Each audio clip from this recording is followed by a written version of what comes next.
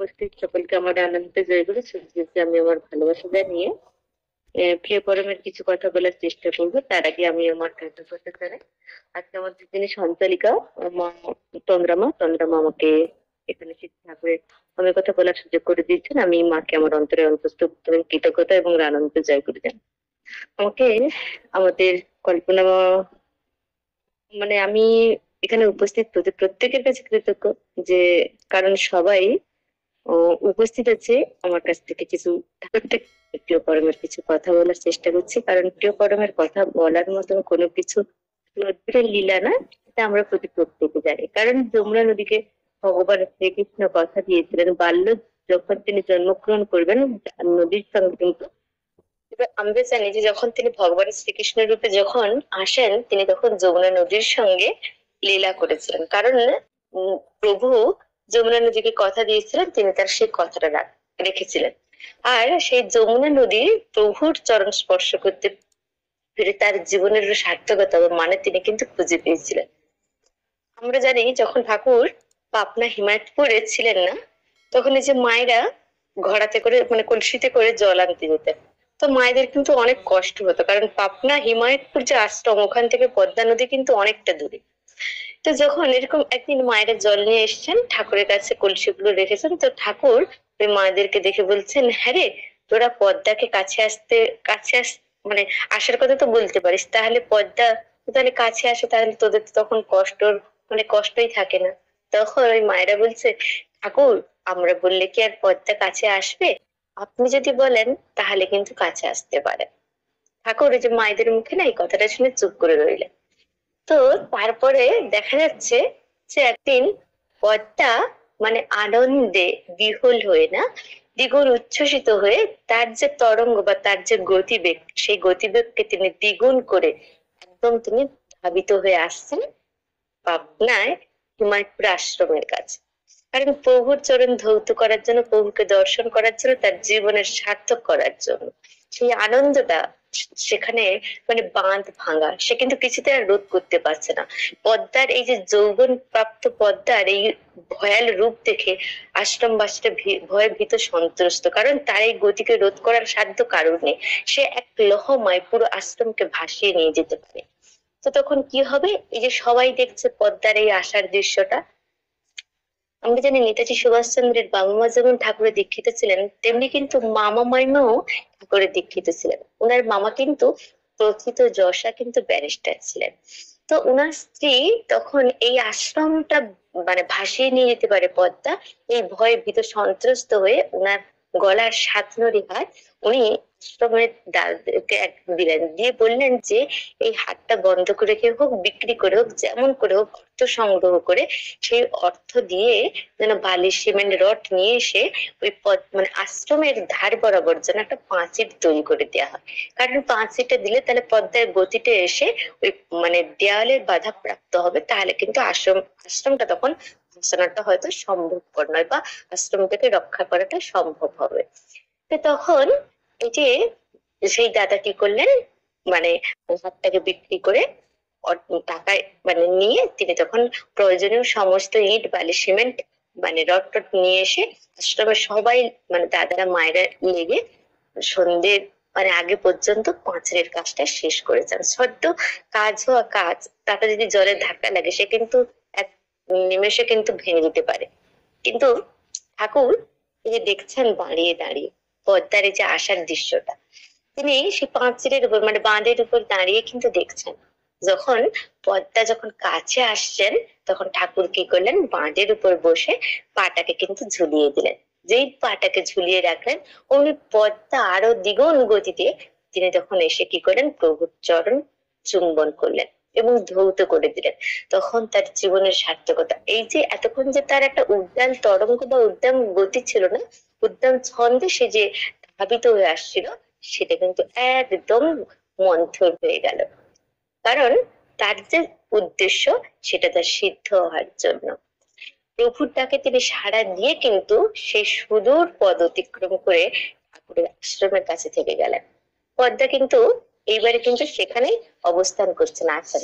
যখন ঠাকুর 2রা সেপ্টেম্বরের আগে যখন মানে পাবনা হিমায়তপুর আশ্রম ত্যাগ করে চলে আসেন। পদ্মারও কিন্তু সেদিন জানা ছিল না যে তার প্রভু বা প্রিয় পরম চিরদিনের মতন আশ্রম ত্যাগ করে চলে যাচ্ছেন।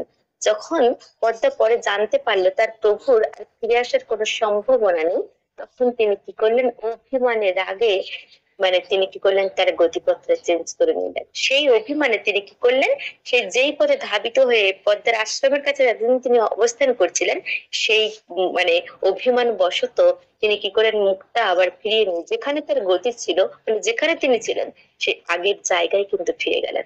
সেদিন থেকে পদ্মা কখনো আর হিমায়তপুর আশ্রমের কাছে তিনি কিন্তু অবস্থান করেন, আর প্রভুর সঙ্গে আজ পর্যন্ত তার আর দেখা হয়ে ওঠেনি। কারণ প্রভু তো চলে এসেছেন, তো তার কার দর্শন তিনি প্রাপ্ত করবেন। এই যে ঠাকুর যখন পাবনা হিমায়তপুরে ছিলেন না, তখন ওখানে যখন মানুষ কেউ যে প্রাইভেটে দেখা করতে আসতেন, ঠাকুর তিনি কার সঙ্গে কথা বলতেন। কিন্তু দেওঘরে যখন তিনি ছিলেন না, তখন যখন ওনার একটু বয়স হয়ে যায়, তখন তিনি কিন্তু শিশুর মতন সবসময় বড়দার কাছে বা আশ্রমের অনেক তাদের কাছে অনেক কিছু বায়না করতেন। একদিন এরকম তাদের বায়না করছেন যে তিনি পাবনা হিমায়তপুরে যাবেন। তো তখন কাজলদার দেখছেন যে বেগতিক বাবাকে সামলানো তার পক্ষে দুরূহ ব্যাপার, তিনি বাবাকে কিছুতেই সামলাতে পারছেন না। তখন তিনি ডাকলেন বড়দাকে, বড়দা এলেন। বড়দা আসতেই তখন কাজলদা বলছেন, দাদা বাবা হচ্ছে পাবনা হিমায়তপুরে যেতে। ঠিক আছে, কোনো ব্যাপার নয়, আমি আপনাকে নিয়ে যাব। তো ঠাকুরকে হাটসুন গাড়িতে চাপানোর আগে বড়দা কাজলদার কানে কানে বলছেন যে আমি তো বাবাকে নিয়ে যাচ্ছি, বাবাকে একটু ব্যস্ত রাখছি, তুই এর মধ্যে ফন্দি কর কিভাবে বাবার এই যাওয়াটা আটকানো যায়। তো তখন এই যে বললাম না, পাবনা হিমায়তপুরে যখন ঠাকুর পুরো প্রাইভেট করতেন, ওখানে লিখে থাকতো, একটা লাল আলো জ্বলতো এবং বাইরে লেখা থাকতো, রুমের বাইরে লেখা থাকতো নো এন্ট্রি বলে। তো তখন বড়দা ঠাকুরকে এই ঘাটসন গাড়িতে চাপিয়ে যেখানে তিনি পার্লারে বসতেন, ওই পার্লারের চারপাশে ঘোরাচ্ছেন। 3 পাক ঘোরানোর পরে একটা রুমের কাছে নিয়ে এসে বলছেন, বাবা এই তো আমরা পাবনা হিমায়তপুর আশ্রমে পৌঁছে গেছি, চলুন এবারে ভিতরে যাওয়া যাক। কিন্তু বড়দা বলছেন, বাবা কি করে যাবো, আশ্রমে কি করে ঢুকবো? বলছে কেন? বলছে দেখুন ওই যে ভিতরে লাল আলো জ্বলছে, আর ওখানে তো লেখা আছে উম, মানে উম উম, প্রবেশ নিষেধ, তাই না? তো তাহলে আমরা প্রবেশ করব কি করে? ঠাকুর তখন ফ্যাল ফ্যাল নেত্রে ওইদিকে তাকিয়ে রইলেন। তাকিয়ে কিছুক্ষণ তাকিয়ে থাকার পরে বলছেন, সত্যি তো বড় খোকা, ওখানে তো নো এন্ট্রি বোর্ড লাগানো আছে, তাহলে আমরা যাবো কি করে? তাহলে আজকে গিয়ে আর কাজ নেই, আবার একদিন আসবো, আজকে ফিরে চলো। তো আবার বর্দা ঠাকুরকে সেই হাসন গাড়িতে চাপিয়ে আবার সেই নাথ মণ্ডপের চারপাশে 3 পাক ঘুরিয়ে আবার ঠাকুরের মানে ঘরে নিয়ে গেলেন।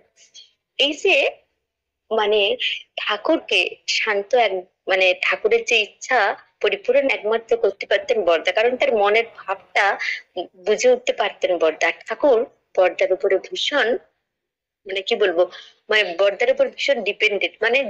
যে আবদার হয়তো কেউ রাখার কথা ভাবতেও পারেননি, সেটা কিন্তু বর্দা রাখতে পারতেন। আর কাজলদাকেও ঠাকুর খুব ভালোবাসতেন, তাই না? কয়েকদিন আগে আমরা জানি কাজলদা, এই কয়েকদিন আগে 2-3 দিন হলেন কাজলদা মারা গেছেন, আমরা সবাই জানি। ঠাকুরের কনিষ্ঠ পুত্র, এই কনিষ্ঠ পুত্র কাজলদাকে কিন্তু ঠাকুর খুব ভালোবাসতেন। যখন ছোট মা কাজলদাকে পড়াতেন না, তো তখন কিন্তু তিনি খুব মারধর করতেন, কিন্তু ঠাকুর বারবার, ছোট ছেলে যেহেতু খুব ভালোবাসতেন কাজলদাকে, মাকে কিন্তু বারবার করে বলতেন যে কাজলকে না মারার জন্য, কিন্তু ছোট মা কিছুতেই কথা শুনতেন না। তো একদিন এত প্রহার করছেন যে তিনি, আর কাজলদাও দুষ্ট ছিলেন, বাবাকে চিৎকার করে করে বাবাকে ডাকছেন যাতে তার চিৎকার বাবার কানে পৌঁছাতে পারেন। ঠাকুরের পাল্লাতে বসেছিলেন, কাজলদার চিৎকার কান্নার আওয়াজ এবং চিৎকার চেঁচামেচির আওয়াজ তার কানে পৌঁছালেন। তিনি মায়ের ঘরের কাছে সামনে এসে বলছেন কাজলকে ছেড়ে দেওয়ার জন্য, কিন্তু মাও কিছুতে শুনছেন না ঠাকুরের কথা, আরো বেশি করে মারছেন। তখন ঠাকুর নিরুপায় হয়ে তখন কি করলেন না, দরজার সামনে চেয়ার নিয়ে বসে গেলেন, কারণ কতক্ষণ মারধরের পর্বটা চলে, তারপরে তো একসময় তো দরজাটা খুলবে, তখন তিনি কিছু বলতে পারবেন। তো বসে আছেন বসে আছেন, এইভাবে কয়েক ঘন্টা অতিবাহিত। যখন দরজাটা খোলা হলো, কাজলদা ছুটে এলেন, বাবাকে জড়িয়ে ধরে বলছেন যে বাবা, মানে বাবার কাছে বিভিন্ন মায়ের নামে নালিশ করছে। তখন মাকে বলছেন ঠাকুর যে আমি তো কই যে কাজল আমার খুব প্রাণের, তো তাকে না মারধর করলেই তো হয়।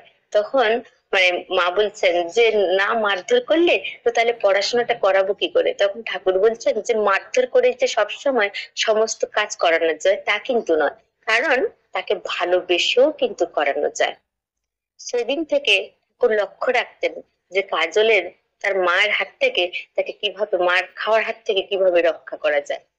এই যে কাজলটা যখন আমরা জানি ডাক্তারি পরীক্ষা, একটা ইন্টারভিউ ছিলেন, তার একটু আসতে দেরি হয়, যারা পরীক্ষা মানে ইন্টারভিউ নিতে এসেছিলেন কাজলদাকে মানে নিয়ে খুব হাসাহাসি করছেন। আর ঠাকুরের ঠাকুরের নাম অনুকূল ঠাকুর সবাই আমরা জানি, কিন্তু ওনারা ঠাকুরের অনুকূল ঠাকুর না, বলছেন নকুল ঠাকুরের এই যে পুত্র এলেন, মানে ইনসাল্ট করছেন। কাজলদা কিন্তু কিছু বলছেন না। তো তারপরে পরীক্ষাটা জিজ্ঞাসা করছেন, তোমার বাবার নাকি অনেক বিয়ে, তো তোমার কতজন মা? তো কাজলদা চুপ করে রইলেন। তো পরীক্ষাটা দেখে জিজ্ঞাসা করলেন, কি ব্যাপার তুমি চুপ করে রইলেন, তোমার কটা বাবা এত বিয়ে করেছেন এত বিয়ে করেছেন যে তুমি বলতে পারছো না তোমার কটা মা? তখন কাজলদা কিছুক্ষণ চুপ করে থেকে বললেন, আমি তো ছোট্টবেলা থেকে আমার বাবা আমাকে শিখিয়েছেন, বা আমি থেকে পড়ে এসেছি সত্যানুসরণ থেকে, যে প্রত্যেক মাই মায়ের বিভিন্ন রূপ, প্রত্যেক মেয়েই আমার মা। তো এই মুহূর্তে এই হসপিটালে কতগুলো মা ভর্তি আছে আমার তো জানা নেই, যদি জানা থাকতো তাহলে আমি বলতে পারতাম যে আমার কতগুলো মা। এই যে প্রশ্নের উত্তরটা শুনে এই যে পরীক্ষকরা একদম হাঁ করে ওনার দিকে তাকিয়ে রইলেন, কোনো প্রশ্ন করার কথা তিনারা ভাবতে পারলেন না, বা কোনো প্রশ্ন করার সাহস তিনারা পেলেন না। পরীক্ষা শেষ, ইন্টারভিউ শেষ।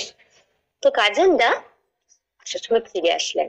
তো ঠাকুর যখন দুপুরে এই যে ভোগ গ্রহণের পরে বিশ্রাম করেন না, কাজলদা কিন্তু কোনোদিন যাননি। সেদিন কিন্তু রাগে গজগজ করতে করতে বাবার ঘরের দিকে ঢুকলেন। তখন ঠাকুর বুঝতে পারছেন যে আজকে তো কিছু একটা বড়সড় হয়েছে, না হলে কাজল এই সময় কেন আমার ঘরে আসবেন। তখন কাজল কাজলদাকে বলছেন, তখন ঠাকুর বলছেন, তো ঠাকুর যখন এই কাজলদার সঙ্গে কথা বলছেন না, তো তখন একটা দেখছি যে গাছে একটা বারবার ঠক ঠক আওয়াজ হচ্ছে। তো তখন ঠাকুর একসময় বলছেন, দেখে আয় তো রে কাজল, এটা কিসের আওয়াজ? তো কাজলদা বেরিয়ে গেলেন, গিয়ে তখন দেখলেন যে একটা গাছে না কাঠঠোকরা ঠক ঠক করছে, যে গর্ত করার চেষ্টা করছেন। তো এই যে দৃশ্যটা দেখে কাজলদা ফিরে এলেন। তো ঠাকুর জিজ্ঞাসা করছেন, কিসের আওয়াজ রে? বলছে, বাবা একটা গাছে না কাঠঠোকরা কোটর করার জন্য তাকে ঠোকরাচ্ছে, এবং তার জন্য ঠক ঠক আওয়াজ হচ্ছে। তখন ঠাকুর বলছেন, হ্যাঁ রে, তুই কি এটা দেখলি? এই যে গাছে যখন কাঠঠোকরাটা ঠোক্কর মারছে না, তখন তো গাছের কষ্ট হচ্ছে, তাই না? বলছে, হ্যাঁ বাবা। বলছে, আচ্ছা গাছটা কি কোনো ডালপালা দিয়ে ওই পাখিটাকে মারছে? বলছে, না বাবা। বলছে, বা কোনো তার সঙ্গে কিছু খারাপ অন্যায় আচরণ করছে? বলছে, না তো। তখন বলছে, তাহলে যে সবাই যখন কিছু বলে না, তার সবচেয়ে প্রশ্নের উত্তর আমাদেরকে দিতে হয় তা কিন্তু নয়, বা কিছু যে সবসময় যে আমাদেরকে বলতে হবে বা প্রতিবাদ করতে হবে এমনও কিন্তু নয়। এই যে ঠাকুর আমাদেরকে যেন বলছে না, ঠাকুর ধরলে আমাদের যেমন চারিত্রিক উন্নতি হয়, বা অনেক কিন্তু আমাদের জীবনে শিক্ষণীয় বিষয়গুলো কিন্তু আমরা শিখতে পারি, যেগুলো আমাদের হয়তো অন্য কোনো জায়গা থেকে শেখানো সম্ভব নয়। আমাদের আচার্য পরম্পরা বা ঠাকুর আমরা ধরেছিলাম বলে সেটা কিন্তু সম্ভব। যে প্রত্যেকে বলেন ঠাকুর ধরার কি প্রয়োজন, আমি যদি অন্য ধর্মের দীক্ষা নিই তা সেখানেও তো আমার ঠাকুর ডাকা হয়। ঠাকুর ডাকা হয় ঠিক কথা, কিন্তু সেভাবে ওখানে কিন্তু ভগবান শ্রীকৃষ্ণ এসে কিন্তু তিনি কিন্তু এমন ভাবে ঠাকুরের মতন বিধান কিন্তু ঠাকুর বলছেন না, মানুষের জীবনে যা কিছু প্রয়োজন তা কিন্তু তিনি অনুধাবন করে সমস্ত কিছু দিয়ে গেছেন।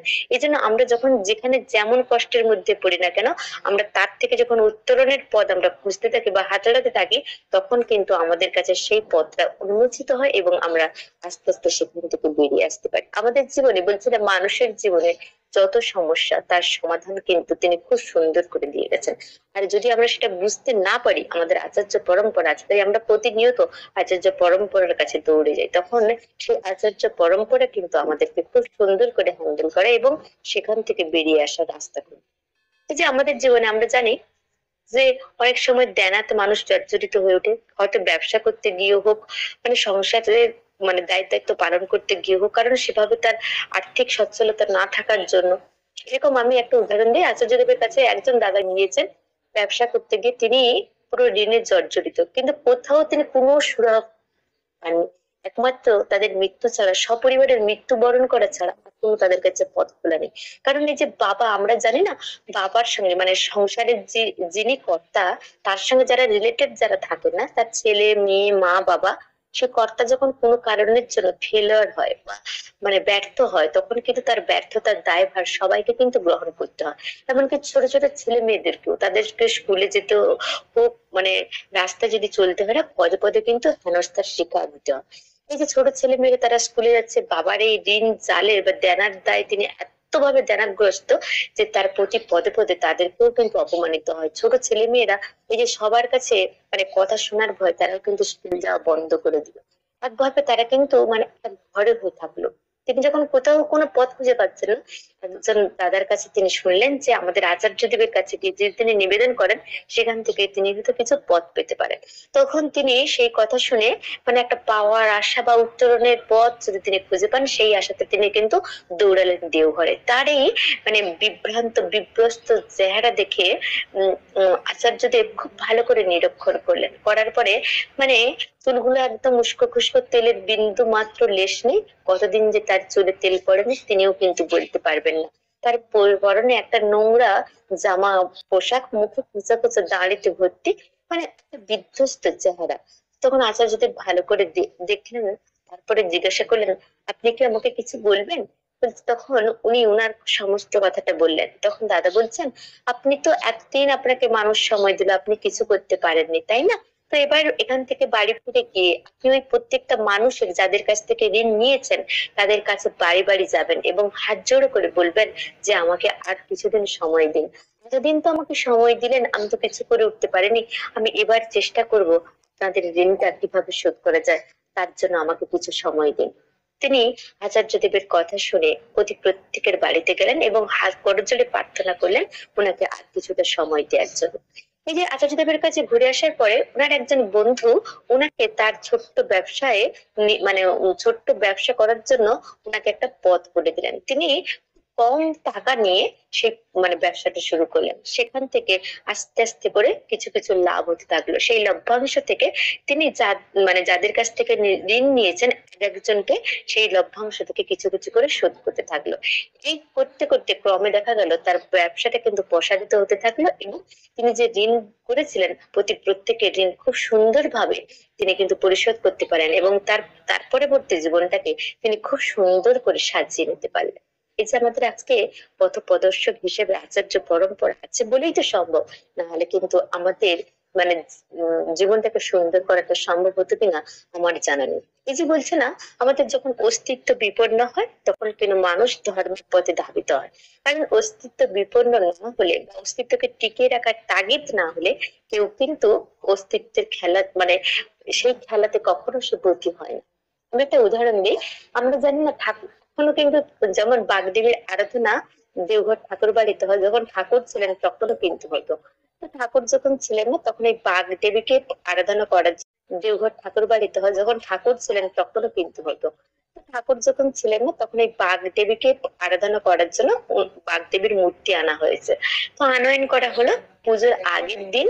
যখন বাগদেবীর মূর্তিটা আছে, কাজল দা মানে ভালো করে মূর্তিটাকে দেখে বলছে, বাবার কাছে এসে বলছে, বাবা বাগদেবীর তো আমরা আরাধনা করবো ঠিকই, পুজো হবে কালকে ঠিকই, কিন্তু এই যে বাগদেবীর যে আমরা জানি না যে যখন আমরা চিন্ময়ী মূর্তিটা দেখি না, মূর্তির মুখগুলো কি সুন্দর পেলবো, মানে একদম মসৃণ, এত সুন্দর লাগে। কোথাও কিন্তু কোনো দাগ বা ছোপ কিছু কিন্তু থাকে না বা গর্ত কোনো কিছু থাকে না। মুখটা একদম ভারী মিটন, দেখলে মায়ের মুখের দিকে তাকালে মনটা যেন একদম শান্ত স্নিগ্ধ, একদম কমলতায় বা নমনীয়তায় পরিপূর্ণ হয়ে ওঠে।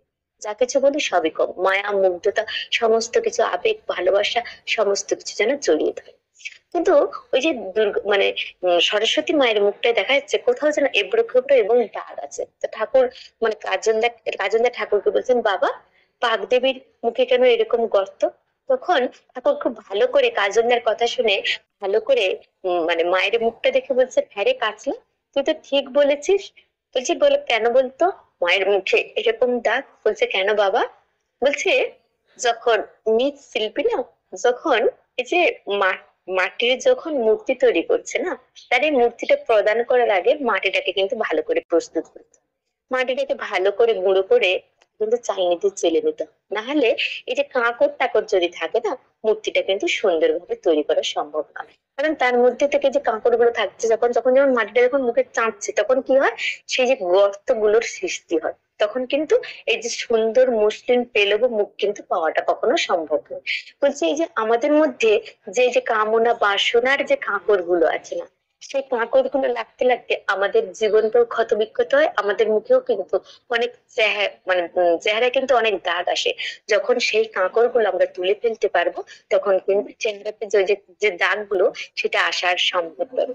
বলছে, হ্যাঁ রে কাজল, তো কথা বলতে বলতে ঠাকুর বলছেন সেবার পাবনা হিমায়তপুরে এমন ভাবে বন্যা হয়েছিল। তখন বলছে, হ্যাঁ ঠাকুর, সেই বন্যাটা আজ পর্যন্ত আমরা কখনো দেখিনি, সে ভীষণ বন্যা। তো ঠাকুর বড়দাকে কথা বলতে বলতে বড়দা এলেন, বলছে বড় খোকা, সেই বন্যার কথাটা মনে পড়ে? বলছে, হ্যাঁ বাবা, তখন সে যে মহামারী দেখা দিয়েছিল না, সেই মহামারীতে মানুষের বহু কষ্ট। তখন বলছে, আচ্ছা, মানুষের যখন অস্তিত্বকে টিকিয়ে রাখতে হয় তখন মানুষ কি করে? বলছে, এই যে যখন বন্যা হলো না, সবার অস্তিত্বের তখন বিপন্ন, সাপেরা বলুন, প্রত্যেকের জীবন, তো সেই জন্য তারা কি করলো, সেই অস্তিত্বটাকে টিকিয়ে রাখার জন্য সবাই কিন্তু একসঙ্গে অবস্থান করছে। তো দেখা যাচ্ছে যখন আমরা দুর্গা প্রতিমা তৈরি হয় না, তার যে মেড়টা, সেই মেড়ে কিন্তু তখন দেখা যায় যে ভগবানের পাশাপাশি তখন এই যে জন্তুরা সবাই কিন্তু সেখানে স্থান পাচ্ছে। তাহলে সবাই কিন্তু সবাই খাদ্য খাদক সম্পর্ক, সেই সম্পর্কটা ভুলে কিন্তু সবার অস্তিত্বটাকে টিকিয়ে রাখার জন্য এক মেরে কিন্তু সহাবস্থান করে। জয়গুরু, আমি আমার বক্তব্যের এখানে বিরাম দিলাম। সবাইকে আরেকবার আনন্দ জয়গুরু জানিয়ে জয়।